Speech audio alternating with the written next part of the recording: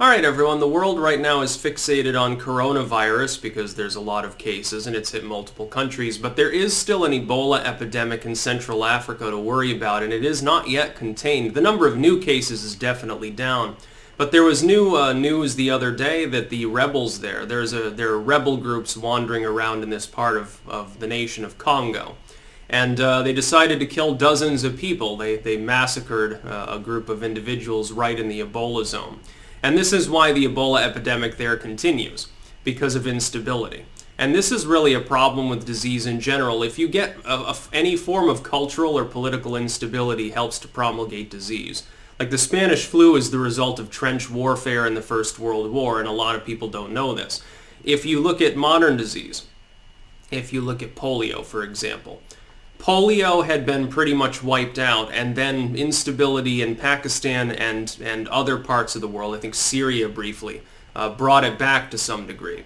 What happens normally is that when you inoculate a population of people to prevent them from getting polio, it's possible to have a handful of cases because they usually use the oral vaccine in the third world because it's so much cheaper to mass deploy.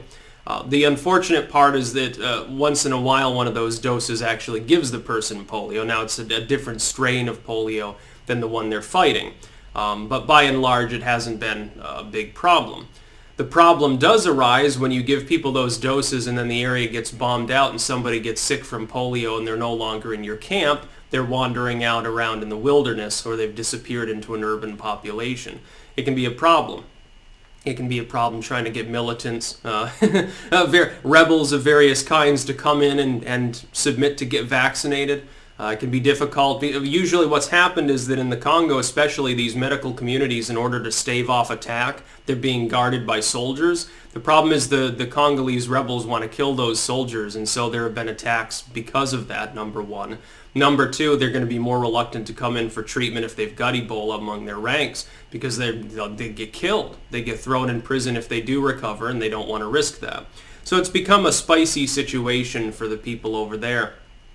And I don't blame them really when they don't trust the medical community because these doctors showed up a year ago and the infections are still happening. At some point people are like, well, you come in here, you've got all this equipment.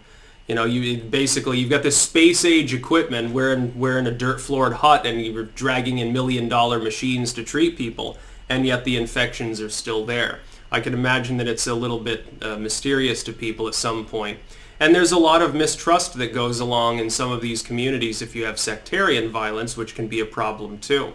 The best case scenario is that these rebels say, okay, and they have a ceasefire, a truce until Ebola's gone.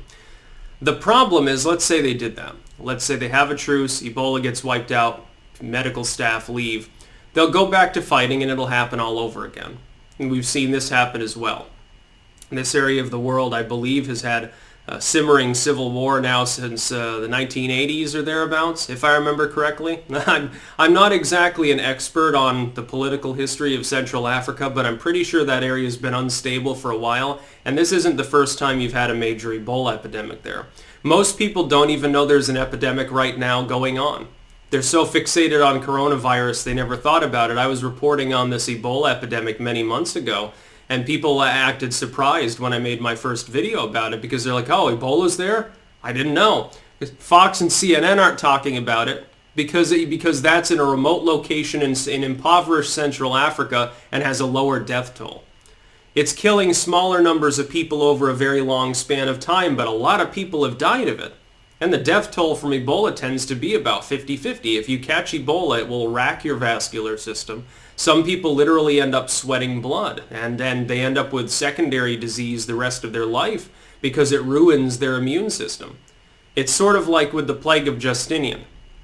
Plague of Justinian, really quick history here. By the way, look up the Black Death on the History Channel or the History of the Middle Ages or any of those good Golden Age documentaries that they did back before they were the Spooky Woo channel and now the Survivor 2.0 channel. Ice Road Truckers, Most Dangerous Catch, all this fucking stupid bullshit. Anyway, what happened is that people ended up sickened for longer periods of time thereafter. They would get sick, they would recover, but then they'd be more prone to illness because it had riddled their system with disease. Apparently Justinian himself actually had a problem with this. He got sick and it sort of drove him nuts because he almost died and he was sick for so long, killed his wife, so that didn't help. He became a tyrant. He went from a relatively able, capable leader to not really knowing what he was doing, suffered from chronic insomnia and slowly degenerated into disease and lunacy. This became a problem for the Eastern Roman Empire, which had just reconquered Italy actually, but didn't maintain it for very long. This could be a big problem, and keep in mind again, mutation applies. Ebola is not infectious enough outside of maybe a really dense, if you had a really uncleanly, dense urban population, Ebola could kill everyone. You don't really have places like that in this part of Africa. It tends to be small villages and towns. There are cities there, but they're not the same as cities as we know them, like New York City. They're more spread out, but you don't have a bunch of skyscrapers and tenements. You have individual properties, and so the density tends to be quite low, actually, by a metropolitan standard. It's just a huge amount of sprawl. People have their small lots. It's sort of like the suburbs in the U.S., ironically enough. People tend to have a little yard where they can grow their fucking mangoes or whatever. What happens is the Ebola can't really replicate itself enough. There's not enough population density to sustain the infection at high levels. So you get a few cases here, a few cases there, and usually you can contain it unless there's a civil war going on, which there is. The problem is that at any given time it could mutate and be like the West African outbreak we had years ago, which was more transmissible. It was more durable outside of the human body, therefore it was able to infect surfaces more easily, like coronavirus does. It can be 4 or 5 days outside of a body and still be there under nominal conditions. Ebola doesn't do that. Ebola is very quickly destroyed just by sunlight and drying out in the wind.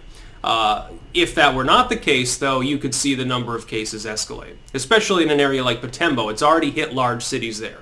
Butembo is 500,000 people. It's literally got a population the size of Boston or Amsterdam. It's a considerably sized metropolitan area.